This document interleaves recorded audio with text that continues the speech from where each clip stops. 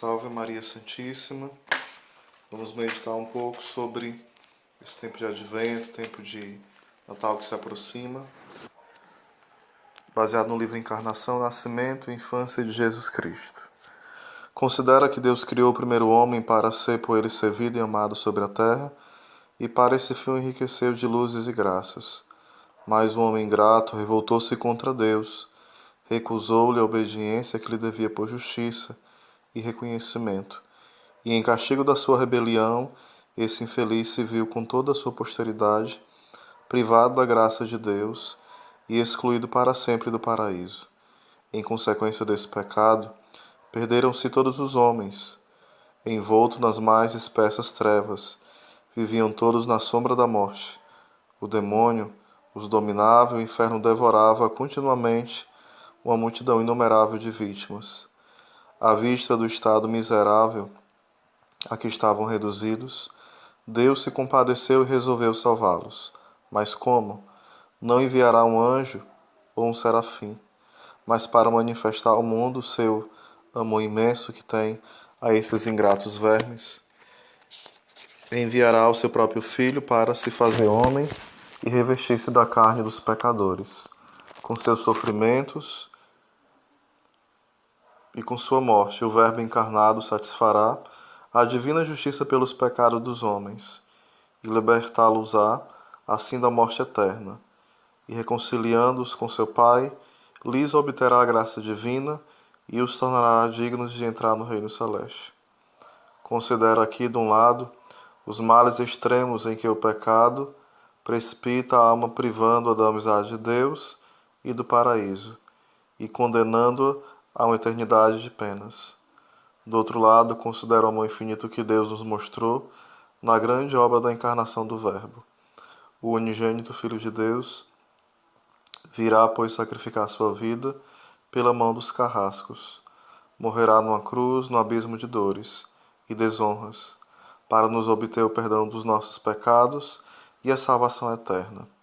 Ao contemplar esse grande mistério e esse excesso de amor de Deus, cada um deveria exclamar: ó bondade infinita, ó misericórdia infinita, ó amor infinito, um Deus se fez homem para morrer por mim. E o Verbo se fez carne, João 1, versículo 14.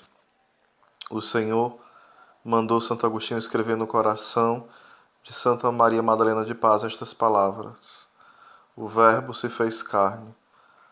Peçamos também ao Senhor que ilumine o nosso espírito e nos faça compreender por que excesso e prodígio de amor o Verbo eterno, Filho de Deus, se fez homem por amor de nós. A Santa Igreja fica como que atônita ao contemplar esse grande mistério. Considerai as vossas obras, exclama ela com o profeta, e fiquei estupefata. Se Deus houvesse criado 1000 outros mundos, 1000 vezes maiores e mais belos que este, essa obra seria certamente infinitamente menor do que a encarnação do Verbo. Ele manifestou o poder de seu braço. Na obra da encarnação foi necessária a onipotência e a sabedoria infinita de um Deus para fazer que a natureza humana se unisse a uma pessoa divina, e que uma pessoa divina se humilhasse até tomar a natureza humana.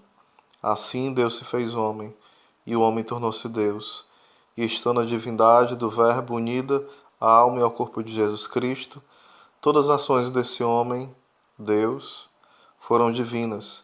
Divinas foram suas preces, divino os seus sofrimentos, divino as suas lágrimas, divino os seus passos, divino os seus membros, divino o seu sangue, esse sangue do qual queria fazer um banho de salvação para nos purificar de todos os nossos pecados, e um sacrifício de valor infinito para aplacar a justiça do Pai irritado com os homens. E quem são esses homens? E o que são esses homens? Criaturas miseráveis, ingratas, rebeldes.